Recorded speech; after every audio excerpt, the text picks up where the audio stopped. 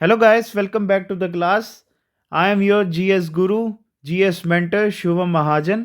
उम्मीद है आप सब ठीक होगे और जो अपने एग्ज़ाम्स की प्रिपरेशन में पूरी तरह से अपने आप को डिवोटेड या बिजी रखा हुआ है आपने। तो चलिए गाइस, आज के टॉपिक के बारे में बात करते हैं। देखिए, आज का टॉपिक आपने हेडिंग में देख ही लिया है, directive principles of state policy. Directive principle of state policy जो आज का हमारा टॉपिक है, इंडियन पॉलिटी की ये हमारी कंटिन्यूएशन है and they comes right after the fundamental rights. Fundamental rights के बाद जो हमारे इंडियन कॉन्स्टिट्यूशन में टॉपिक आता है वो है directive principle of state policy, जिसको शॉर्ट फॉर्म में क्या कहा जाता है, DPSP। ठीक है, अब देखिए इनकी पोजीशन के बारे में अगर बात करें, they are included in the part 4 of the Indian constitution and the articles 36 to 51 of the Indian Constitution deals with the directive principle of state policy। पहले मैं इनके मतलब हिंदी और उर्दू में लिख देता हूँ, फिर इसके बाद में इसको अच्छी तरह से एलैबोरेट करते हैं। हिंदी की अगर बात की जाए, हिंदी में जो directive principle of state policy को अगर नॉर्मल आपने लिखना हो तो क्या होता है, वो आदेश। ठीक है, दे आर आदेश। या अगर उर्दू में लिखा जाए तो उर्दू में इसको क्या कह देते हैं, हिदायत। तो हमारी जो सेंट्रल गवर्नमेंट की सरकार हुई या स्टेट गवर्नमेंट की जो सरकार है या हमारी यूनियन टेरिटरीज की जो सरकार है, ये उनको आदेश दिए गए हैं या हिदायत दी गई हैं या इंस्ट्रक्शंस दिए गए हैं कि अगर आपने कोई लॉ लाना है, whenever you are making a law for a country और for a state, you have to go through some principles और directions. These principles are named as directive principle of state policy. अब इसको अगर हमने normal या layman language में अगर मैंने समझाना हो ना, देखिए हर किसी की अपनी इंटरप्रिटेशन होती है, मेरी इंटरप्रिटेशन अपने हिसाब से है। तो आप ये मत समझना कि ये किसी इंसान ने बताया होगा directive principles of state policy को समझाने के लिए, ये मेरी पूरी अपनी तरफ से धारणा आती है। देखिए क्या हुआ, जब हमारे पॉलिसी मेकर्स या जिन्होंने हमारे कॉन्स्टिट्यूशन को बनाया ना, उन्होंने पहले क्या लिखा, फंडामेंटल राइट्स लिखे। ठीक है, फंडामेंटल राइट्स लिखे तो उसमें क्या हुआ, जो पीपल ऑफ इंडिया उनको दे दी पूरी तरह से अथॉरिटी इस तरह की कि वो उनके पास हर कोई अधिकार है। जैसे अगर उनके खिलाफ कुछ हो रहा है या अगर उनसे कुछ गलत हो रहा है तो वो क्या करेंगे, सरकार के खिलाफ केस कर देंगे। कोई अगर बिल लाया जाता है तो क्या होता है, लोग उसके खिलाफ आवाज़ उठाते हैं ना। तो इससे क्या हुआ, जो जिन्होंने आगे अपना कैरियर पॉलिटिक्स में कंटिन्यू रखना था, उनको थोड़ा डर पड़ गया या वो थोड़ा नाराज़ हो गए। उन्होंने कहा यार, अगर आपने सारी लिबर्टी ही उनको दे दी है, हम आम जनता को ही दे दिया, फिर हम किसके लिए हैं? फिर तो आप जनता को ही बोलो ना सरकार बनाने के लिए।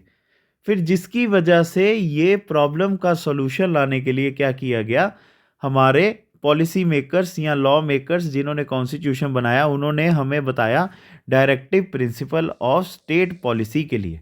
ठीक है, अब इसकी एक और आपको सिंपलेस्ट एग्जांपल बताता हूँ। क्या होता है, जब भी कोई लॉ लाया जाता है, हम क्या करते हैं, कोर्ट्स में जाते हैं ना, यही होता है, कोर्ट्स में जाते हैं।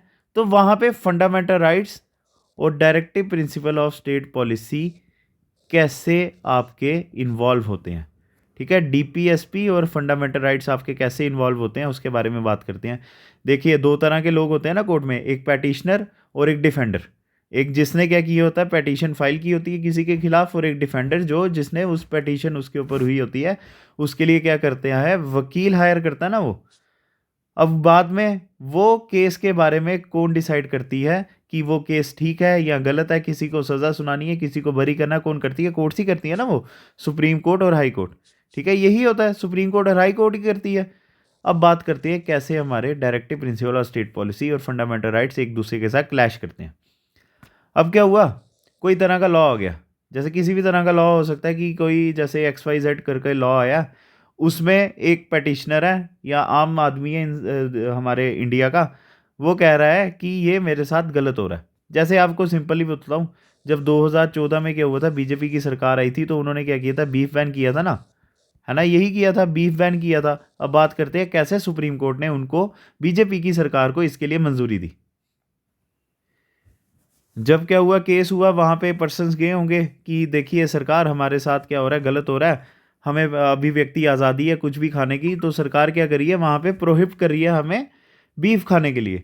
फिर बाद में सुप्रीम कोर्ट ने बीजेपी की तरफ से भी सुना होगा। अब बात करते हैं कैसे सुप्रीम कोर्ट ने बीजेपी के लिए वहाँ पे फैसला दिया।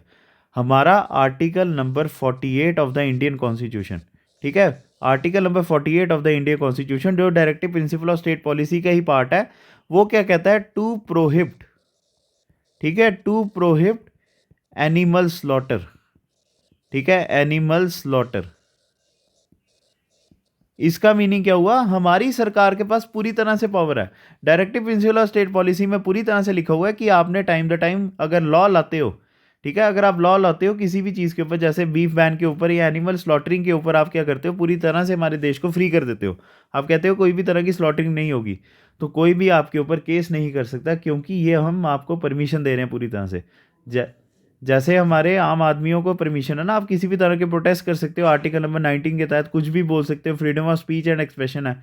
उसी तरह आप क्या कर सकती है, सरकार हमारी किसी भी तरह का लॉ बना सकती है उन डायरेक्टिव प्रिंसिपल्स के अंडर रह के, उन लिमिटेशंस के अंदर रह के, ठीक है। ये पता चल गया अब आपको directive principle of state policy क्या होते हैं। चलिए अब आगे बात करते हैं इनके बारे में। और एक चीज़ और, वीडियो के एंड तक बने रहना, सब आपके लिए नया होगा, बिल्कुल बेनिफिशियल आपके लिए वीडियो रहेगी। और हमारी भी उम्मीद है ना, हमारी भी चाहत है कि आपके क्या हो, एग्ज़ाम्स पास हों, ठीक है। जब आपके एग्ज़ाम पास हो गए, आप हमें क्रेडिट देंगे, हमें दुआएं देंगे, और हमें वही तो दुआएं चाहिए। चलिए अब आगे बात करते हैं। सबसे पहले तो ये आ गया 36 आर्टिकल से लेकर 51 तक हमारा DPSP आता है, part 4 of the Indian constitution में। अब जो हमारे फ्रेमर्स हैं ना कॉन्स्टिट्यूशन के, इन्होंने इस आइडिया को कहाँ से बोरो किया है, वो किया है आयरिश कॉन्स्टिट्यूशन या कॉन्स्टिट्यूशन ऑफ आयरलैंड। ये कब किया गया था, 1937 में, मतलब 1937 में उन्होंने ये कॉन्स्टिट्यूशन अपना बनाया था। बट एक चीज़ याद रखना, आयरिश कॉन्स्टिट्यूशन जो है ना, इन्होंने खुद अपना जो कॉन्स्टिट्यूशन है ना, स्पेन के कॉन्स्टिट्यूशन से बोरो किया हुआ है, ठीक है। स्पेनिश कॉन्स्टिट्यूशन से आयरिश कॉन्स्टिट्यूशन ने बोरो किया। फिर हमारे इंडियन कॉन्स्टिट्यूशन ने क्या किया, आयरिश कॉन्स्टिट्यूशन से directive principle of state policy से बोरो कर लिया इसको। फिर बात करते हैं BR अम्बेडकर के हिसाब से इनको क्या कहा जाता है। अगर आर्टिकल 32 की बात की जाए, BR अम्बेडकर ने उनके बारे में क्या कहा था, they are the heart and the soul of the constitution ना। उसी तरह जो हमारे DPSP हैं, they are called as novel features of the constitution according to doctor BR Ambedkar. फिर उसके बाद ग्रैनवाइल ऑस्टिन, इन्होंने क्या कहा हुआ है directive principle of state policy और फंडामेंटल राइट्स के लिए, इन दोनों के लिए, ठीक है, इन दोनों के लिए क्या कहा गया हुआ है, directive principle of state policy and fundamental rights together are called as a conscious of the constitution, ठीक है, conscience of the constitution, they together have been called, and who said that, Granville Austin. अब बात करते हैं हमारे British government के हिसाब से भी इसका कुछ नाम था पहले। Government of India act of 1935 की बात की जाए ना, जो हमारा तब कॉन्स्टिट्यूशन बनाया गया था ब्रिटेन की सरकार के द्वारा, उस समय भी DPSP थे, तो उनको क्या कहा जाता था, इंस्ट्रूमेंट ऑफ इंस्ट्रक्शन, ठीक है, then they were called as a instrument of instruction. चलिए चल गया पता। अब बात करते हैं इनके बारे में कोड के हिसाब से। जो directive principle of state policies है ना, इनको कहा जाता है नॉन जस्टिसिएबल, और जो हमारे फंडामेंटल राइट्स होते हैं ना, दे आर कॉल्ड जस्टिसिएबल, ठीक है। दोनों में क्या फ़र्क है, जस्टिसिएबल क्या होता है, फंडामेंटल राइट्स होते हैं, इसका मतलब you can move to courts, ठीक है, फॉर देयर इन्फोर्समेंट। अगर आपके साथ कुछ गलत हो रहा है तो आप कोर्ट में जाइए, फंडामेंटल राइट्स का बयान दीजिए कि ये मेरे से छीने जा रहे हैं, तो आपको कोर्ट क्या करेगी, वो चीज़ प्रोवाइड करेगी, ठीक है। बट जब आपके साथ कुछ ऐसा गलत हो रहा है और आप कोर्ट में जाके कहते हैं कि ये मेरे DPSP नहीं है, तब आप उसके लिए कोर्ट में नहीं जा सकते हो, ठीक है। तो directive principle of state policies are non justiciable in nature and they are not legally enforceable by any kind of court for their violation, ठीक है। और उसके बाद गवर्नमेंट को भी कभी फोर्स नहीं किया जा सकता कि आप क्या करो, DPSP लोगों के ऊपर वो करो, लगाओ, ठीक है। आप गवर्नमेंट के ऊपर प्रेशर डाल सकते हो कि हमारे फंडामेंटल राइट्स हमें दो, बट आप ये उनको नहीं कह सकते कि आप हमारे जो DPSP आपको दिए गए हैं वो आप हमें दो, ठीक है। आप DPSP के लिए कभी भी केस नहीं कर सकते हो। और कोर्ट क्या करती है, हमेशा जब गवर्नमेंट के फेवर में उन्होंने क्या करना होता है, जजमेंट देनी होती है, तो वो DPSP को ही चेक करते हैं। वो कहते हैं it is their directive principle of state policy, that's why they have brought this laws in the Indian constitution, ठीक है। और यही चीज़ यहाँ पे आती है, the directive principles though non justiciable in nature helps the court in examining and determining the constitutional validity of the law. वो लॉ को देखते हैं और फिर उसको डीपीएसपी के साथ मिला के देखते हैं कि क्या ये सच में वैलिड है लॉ के हिसाब से या नहीं है। ठीक है, ये चीज़ होगी हमारी। अब बात करते हैं what are the directive principle of state policy. और आपको पता ही है 36 से लेकर 51 तक हमारे डीपीएसपी ही आते हैं। अब एक चीज़ याद रखना, जो हमारे directive principle of state policy ना, 3 तरह से हमने इसको कैटेगराइज किया हुआ है। जो सबसे पहले हमारा डीपीएसपी आता है, जो उसकी कैटेगराइजेशन आती है वो आती है सोशलिस्टिक। ठीक है, सोशलिस्टिक प्रिंसिपल, ये हमारा सबसे पहले आएगा। मैंने यहाँ पे नहीं लिखा था, तो अब आप यहाँ से आपको पता चल जाता है। The first category of the constitution और डीपीएसपी आर सोशलिस्टिक प्रिंसिपल्स। ठीक है, और एक चीज़ याद रखना, जो हमने अब करने हैं ना आर्टिकल्स, वो लास्ट में आपको टेबल मिल जाएगा उसका, या आप वो खुद भी कर सकते हैं। बट जो हमारा इंडियन कॉन्स्टिट्यूशन है ना, उन्होंने इसको अपने हिसाब से कैटेगराइज नहीं किया, उन्होंने सीधा ही हमें टेबल दिए हुए 36 से लेकर 51 तक। बट इनका जो नेचर है ना, वो 3 चीज़ों से मैच खाता है, सोशलिस्टिक, गांधीयन और लिबरल इंटेलेक्चुअल। पहला हमारा सोशलिस्टिक है ना, तो चलिए अब उनके बारे में बात करते हैं। सबसे पहला जो सोशलिस्टिक प्रिंसिपल में आएगा वो आएगा article number 38 of the Indian constitution. ये क्या कहता है? ये गवर्नमेंट को डायरेक्ट देता है या हिदायत देता है या ऑर्डर देता है कि आपने क्या करना है, वेलफेयर जो है लोगों का वो पूरी तरह से प्रमोट करना है। और कैसे? सोशल, इकोनॉमिक और पॉलिटिकल जस्टिस जो है पूरी तरह से उनको प्रोवाइड करनी है। और उनमें जो हम लोगों में, भारतीयों में अगर कोई इनइक्वालिटी होगी ना, वो पूरी तरह से ख़त्म करनी है या कम कर देनी है, इनकम, स्टेटस, फैसिलिटीज़ वगैरह या अपॉर्चुनिटीज़ में। ठीक है, ये वाली जो इनइक्वालिटीज़ हैं आपने पूरी तरह से मिनिमाइज़ ही कर देनी है। फिर आता है हमारा article number 39 of the Indian constitution. अब एक चीज़ बता दूं आपको, जो हमारा आर्टिकल नंबर 39 है ना, ये हमारा कब लाया गया था? 42nd कॉन्स्टिट्यूशनल अमेंडमेंट में, 42nd कॉन्स्टिट्यूशनल अमेंडमेंट ऑफ 1976। इसमें हमारा जो है एक डायरेक्टिव, टोटल जो है 4 लाए गए हैं जो सोशलिस्टिक प्रिंसिपल में आएंगे। सबसे पहला कौन सा? हमारा आर्टिकल नंबर 39। ये 42nd कॉन्स्टिट्यूशन अमेंडमेंट 1976 में लाया गया था। और इससे आप ये भी कह सकते हो this is not the original part of the constitution. अब ये क्या कहता है, आपने क्या करना है? सिक्योर रखना है हमेशा right of adequate means of livelihood for all the citizens. जितने भी भारतीय हैं उनके लिए अच्छी तरह से उनके जीने के लिए इनकम का आपने पूरी तरह से जो है उनका ध्यान रखना है। जितने भी रिसोर्सेस हैं उनको क्या करना है, इक्वल डिस्ट्रीब्यूट करना है हर किसी को। ठीक है, और जितनी कम्युनिटीज़ हैं उनको पूरी तरह से इक्वली डिस्ट्रीब्यूट करना है। फिर उसके बाद जो हमारा सरकारी खजाना है, वेल्थ जो है, वो हमेशा क्या करनी है आपने, प्रोडक्शन के लिए हमेशा प्रमोट करते रहनी है। अगर हमारे देश में क्या है, कोई चीज़ें, प्लांट्स वगैरह लगाने हैं, गवर्नमेंट अगर उसको लगता है कि ये प्लांट से बेनिफिट होगा तो गवर्नमेंट उसमें वहाँ पे पूरी तरह से बेनिफिट कर सकती है। अब आपको पता है सब्सिडाइज्ड, ठीक है, सब्सिडाइज जो है फैक्ट्रीज भी होती हैं। आज के टाइम पे जो फैक्ट्रीज आती हैं ना, कुछ ऐसी होती हैं जिसमें गवर्नमेंट कुछ आपको सब्सिडी देती है। ठीक है, जो नेशन के इंटरेस्ट में बड़ी अच्छी होती है, वो हमारे आर्टिकल नंबर 39 के तहत ये वाला लॉ लाया गया। फिर उसके बाद equal pay for equal work, चाहे आदमी होगा औरत होगा, अगर सेम लेवल का काम कर रहे हैं तो जेंडर इनइक्वालिटी नहीं करनी है, सबको इक्वल पे और इक्वल काम का जो है हक है।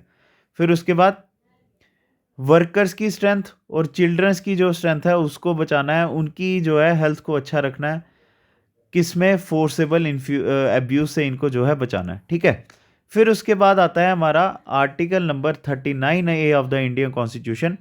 ठीक है, वो कहता है to promote equal justice and to provide free legal aid to the poor. ठीक है, ये भी हमारा 42nd कॉन्स्टिट्यूशन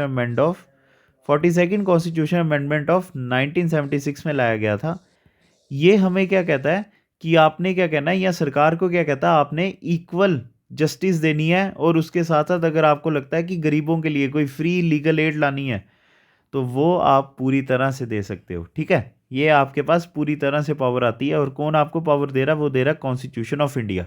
चलिए अब आगे बात करते हैं 39 हो गया, 39A हो गया। अब आगे जो आता है हमारा आर्टिकल वो आएगा 41 of the India constitution, to secure the right to work, to education and to public assistance in cases of unemployment, old age, sickness and disablement. ये क्या कहता है, आपने राइट टू वर्क हर किसी को प्रोवाइड करना है, और राइट टू एजुकेशन हर किसी को प्रोवाइड करनी है, और पब्लिक असिस्टेंस जिसमें गवर्नमेंट जो है आपकी पूरी तरह से असिस्टेंस करती है। किस में? अनएम्प्लॉयमेंट के केस में। अनएम्प्लॉयमेंट आपको पता है देश का सबसे बड़ा प्रॉब्लम है। ओल्ड एज के टाइम पीरियड में गवर्नमेंट क्या कर सकती है, आपको बेनिफिट्स दे सकती है। सिकनेस और डिसेबिलिटी जब आपको है तो उसमें भी गवर्नमेंट आपकी पूरी तरह से मदद कर सकती है। Article number 42 of the India constitution क्या कहता है, जस्ट एंड ह्यूमेन कंडीशंस के लिए आपने क्या करना है, हमेशा प्रोविजंस लाने हैं। जैसे क्या होता है, हैजार्डियस फैक्ट्रीज होती हैं, माइंस होते हैं, वहाँ पे लोग होते हैं ना लेबर आज के टाइम पे, कैप्स वगैरह, सेफ्टी कैप्स, ठीक है, सेफ्टी कैप्स, मैंने हेलमेट लिखना था, वैसे चलो सेफ्टी कैप्स होती हैं। फिर शॉप्स में क्या होता है, फायर एक्सटिंग्विशर्स लगाए जाते हैं। ये क्यों लगाए जाते हैं? क्योंकि सरकार के पास पूरी तरह से पावर है, आपने ऐसे लॉ लाने हैं जिससे लोगों की हेल्थ के साथ कभी खिलवाड़ ना हो, ठीक है, और तभी सरकार ने ये लाया भी। और आप इसके लिए केस नहीं कर सकते, कोई भी फैक्ट्री ओनर या माइन ओनर कोई इसकी तरह लिए केस नहीं कर सकता कि गवर्नमेंट हमें फोर्स करी है अपने लेबर्स को ये चीज़ें ला के दो, ठीक है। फिर आता है article number 43, to secure a living wage, a decent standard of life and social and culture opportunities for all workers. जितने लोग हैं उनकी टाइम द टाइम हमारे देश में क्या है, गरीबी रेखा से नीचे या लोग जो हैं जो काम कर रहे हैं, गवर्नमेंट जॉब्स जो कर रहे हैं या मजदूरी का काम कर रहे हैं ना, उनका स्टैंडर्ड ऑफ लिविंग वेजेस जो है आपने अच्छी तरह से रिवाइज करते रहना टाइम द टाइम। जैसे आज के साल अगर 100 रुपया, अगर अगले साल महंगाई बढ़ रही है तो आपने 200 रुपया उनकी मजदूरी करनी है, और अगर आप करते हो तो कोई आपसे पूछने वाला नहीं है, ठीक है, क्योंकि हम आपको उसके लिए परमिशन दे रहे हैं। अब आता है हमारा article number 43A of the Indian constitution. ये भी हमारा जो है 42nd कॉन्स्टिट्यूशन अमेंडमेंट ऑफ 1976 में लाया गया था, ठीक है। जो 42nd कॉन्स्टिट्यूशन अमेंडमेंट है ना, इसने 4 आर्टिकल्स लाए हैं, 39, 39A, 43A एंड 48A, ठीक है, ये चीज़ याद रखना। अब थर्ड वाला जो है 43A है हमारा, ये क्या कहता है, आपने स्टेप्स लेने हैं जिससे जो वर्कर्स हैं, आपने ऐसे लॉ लाने हैं जिससे जो फैक्ट्री के वर्कर्स हैं ना, वो हमेशा फैक्ट्री की मैनेजमेंट में उनका हाथ बटाएं। जैसे क्या होता है आज के टाइम पे आपको पता ही है, मजदूर वगैरह अगर फैक्ट्रीज में उनको नहीं हक मिलता तो वो प्रोटेस्ट करते हैं ना, ये सब 43A के लिए ही है। और मजदूर क्या करते हैं, कभी कभी जो वहाँ के जो लेबरर्स होते हैं वो फैक्ट्री के शेयर्स भी खरीदते हैं ना, तो ये सब गवर्नमेंट की पॉलिसीज़ की वजह से हुआ है, आर्टिकल नंबर 43A की वजह से।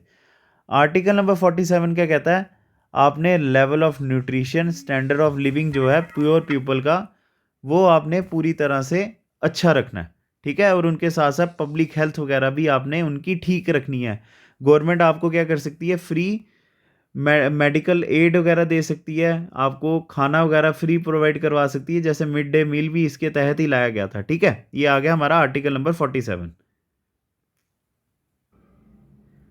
चलिए अब आगे बात करते हैं, अगला कौन सा प्रिंसिपल आएगा, वो आएगा हमारा Gandhian principle. After socialist principle comes the Gandhian principle. अब यार आपको पता ही है महात्मा गांधी कितने ज़्यादा ज़रूरी हैं हमारे भारत देश के लिए। इंडिपेंडेंस हमारी महात्मा गांधी के बिना कुछ अधूरी है, ठीक है, कुछ क्या आप लगा लो 50, 60, 70%, जितना आप परसेंटेज देना चाहते हो उतनी परसेंट हमारी जो अधूरी है। बट एक चीज़ है, जो हमारे महात्मा गांधी थे, इन्होंने इंडियन कॉन्स्टिट्यूशन को नहीं बनाया था, ठीक है। इंडियन कॉन्स्टिट्यूशन बनाने में इन्होंने कोई भी कंट्रीब्यूशन अपना नहीं दिया था, because he did not had any kind of political background. He was a social reformer, या आप रिफॉर्मर कह सकते हो, या जिन्होंने हमारे लिए लड़ाई लड़ी देश की आज़ादी के लिए। पॉलिटिशियन वो थे नहीं। अब जितने ने भी कॉन्स्टिट्यूशन बनाया वो सारे क्या थे, पॉलिटिकल बैकग्राउंड से थे, जैसे पंडित जवाहरलाल नेहरू ले लो, बाकियों की अगर बात ले लो, तो महात्मा गांधी ने अपने आप को हमेशा कॉन्स्टिट्यूशन बनाने से दूर ही रखा। बट आपको अगर कॉन्स्टिट्यूशन में महात्मा गांधी को अगर रिस्पेक्ट देनी हो तो ये इससे बड़ी रिस्पेक्ट कांग्रेस पार्टी के लिए उससे समय कोई भी नहीं थी। तो हमारे इंडियन कॉन्स्टिट्यूशन में कुछ ऐसे प्रिंसिपल्स हैं जो पूरी तरह से हमारे महात्मा गांधी के आइडियाज़ को दर्शाते हैं। अब इधर पहले ही मैं आपको बता देता हूँ कौन कौन सा आर्टिकल आएगा, वो आर्टिकल नंबर 40, ठीक है, आर्टिकल नंबर 40, 43, ठीक है, 43B, 43B भी जो है हमारा इसमें गांधी प्रिंसिपल में आएगा। आर्टिकल नंबर 46, 47 एंड 48, ठीक है। और 47 48 का मैंने आपको पहले ही बता दिया उसमें। तो चलिए अब आगे इनके बारे में डिस्कस करते हैं, what are these articles and how they have been included as according to the Mahatma Gandhi.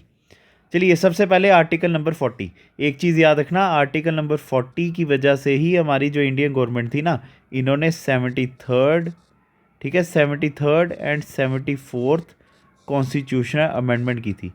ठीक है, वैसे 74th आप नहीं याद रखें, बट 73rd कॉन्स्टिट्यूशन अमेंडमेंट जो है ना, ठीक है, 73rd कॉन्स्टिट्यूशन अमेंडमेंट जो है, जो 1992 में हुई थी, ये पूरी तरह से हमारी आर्टिकल नंबर 40 की वजह से ही हुई थी।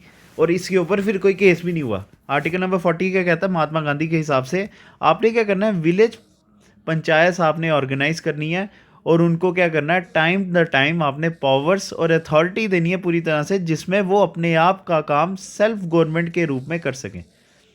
मतलब जैसे अगर पंचायत का कोई मसला है, पंचायत के अंदर कोई अगर पंगा हुआ है, वहाँ के लोगों का मतलब जो सिटीजन्स है उनका अगर कोई पंगा हुआ है, उनको हाई कोर्ट आने की ज़रूरत नहीं है, सुप्रीम कोर्ट आने की ज़रूरत नहीं है, वो अपने लोगों के द्वारा ही उस प्रॉब्लम्स को पूरी तरह से सॉल्व कर सकते हैं। अगर पंचायत ने उनको कोई सज़ा दी है तो वो उनको माननी पड़ेगी, ठीक है। उसके साथ ही पंचायत को फंडिंग टाइम द टाइम मिले, जिससे वो अपने लिए बेनिफिट्स या मतलब रोड्स की कनेक्टिविटी करवा सके, जो भी वहाँ पे उनकी लोकल प्रॉब्लम्स होगी ना, उनको झट से अपनी मर्जी से सॉल्व कर दें, ठीक है।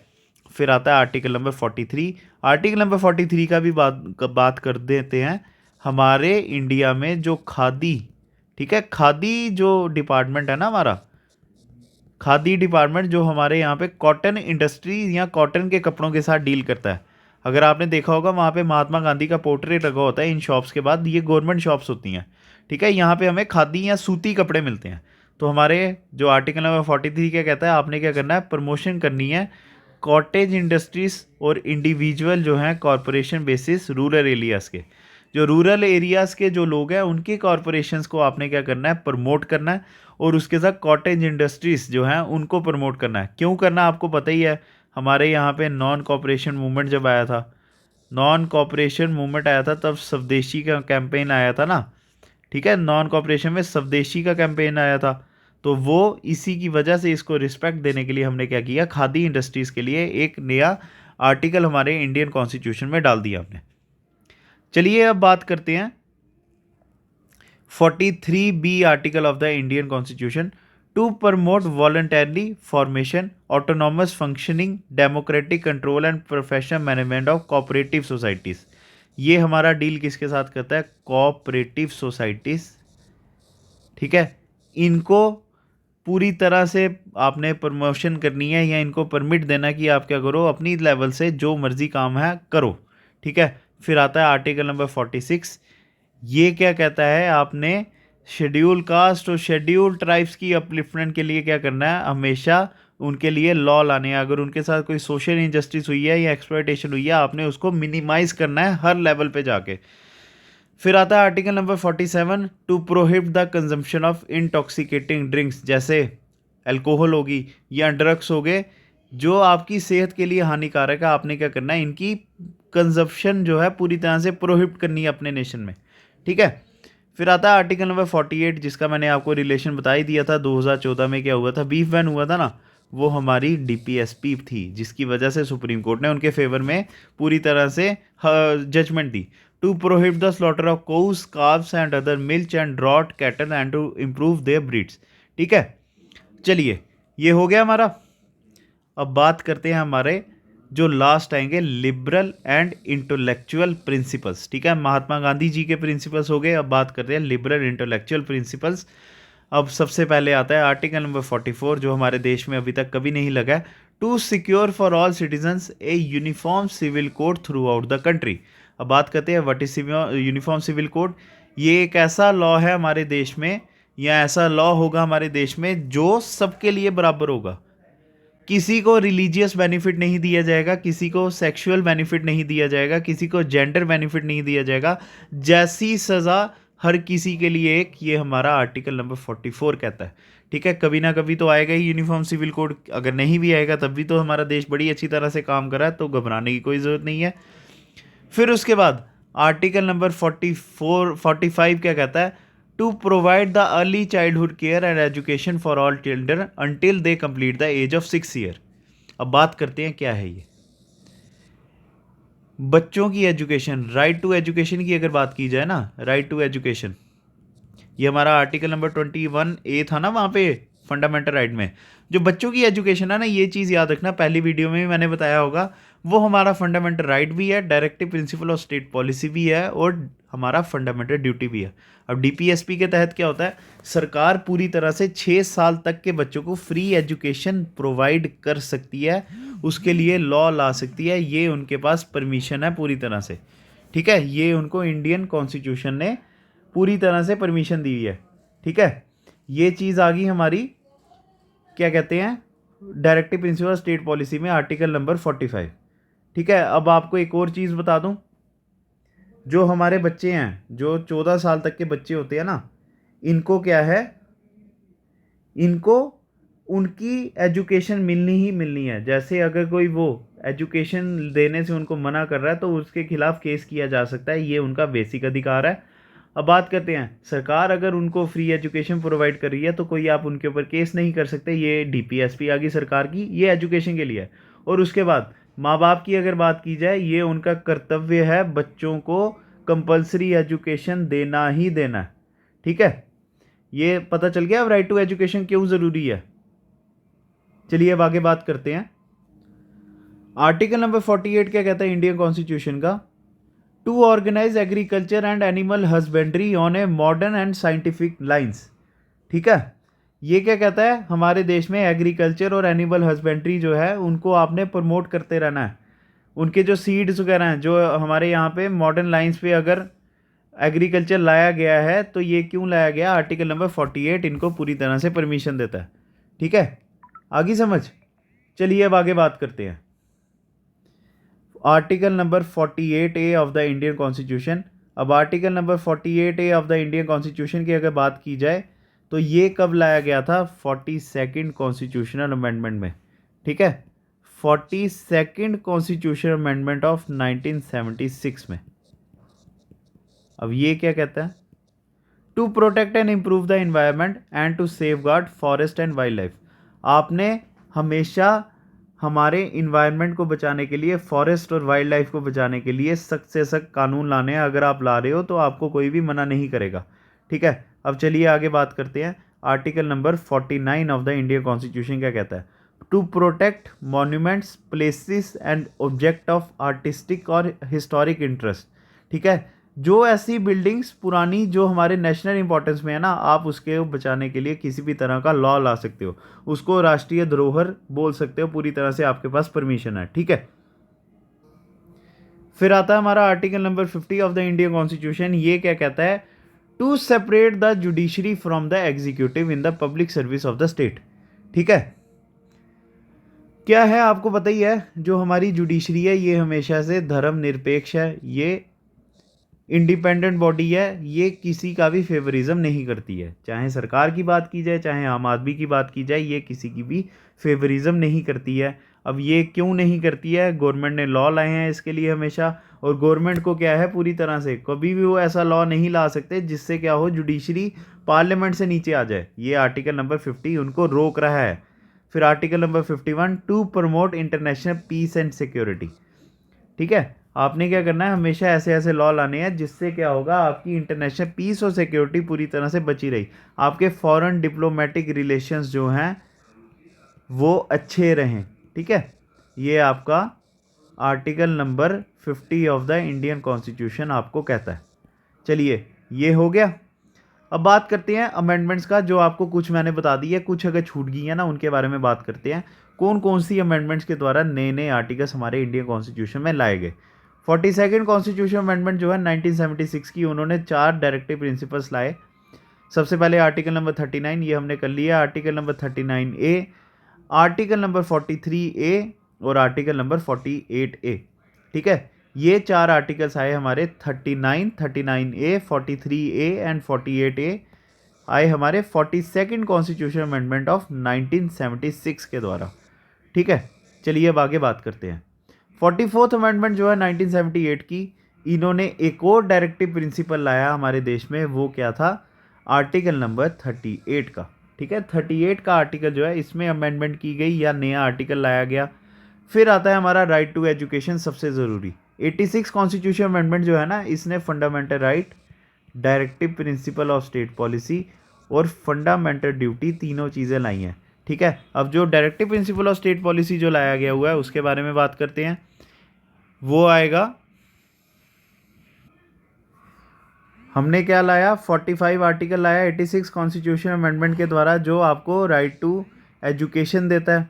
ठीक है, चलिए अब आगे बात करते हैं। ये जो फंडामेंटल राइट लाया गया था वो आर्टिकल नंबर 21A के लाया गया था, और उसके बाद फंडामेंटल ड्यूटी भी लाया गया था, जो हमारा क्या था, 11th क्लॉज था।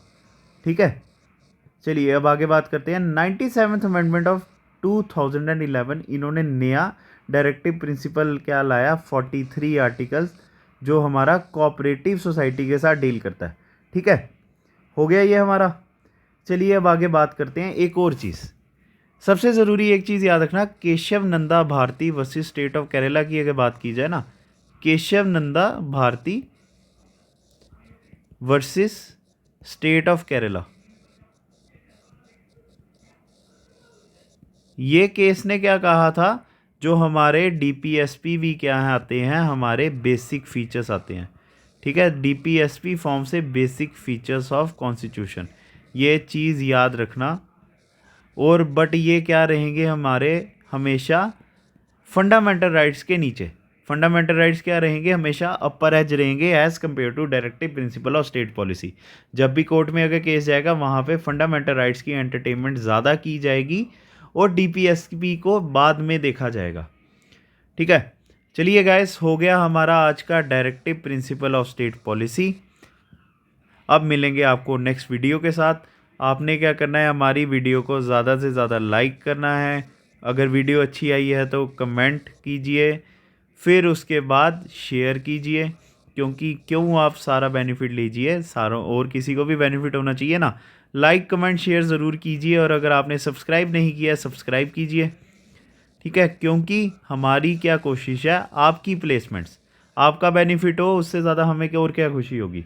तो नेक्स्ट वीडियो में आपके साथ मिलेंगे, और आपने कमेंट सेक्शन में क्या बताना है कि क्या ये वीडियो आपके लिए बेनिफिशियल थी या नहीं थी। और नेक्स्ट वीडियो में आपसे मिलते हैं, तब तक आप हमारे साथ बने रहिए और पढ़ते रहिए। Thanks a lot guys, God bless you. चलिए।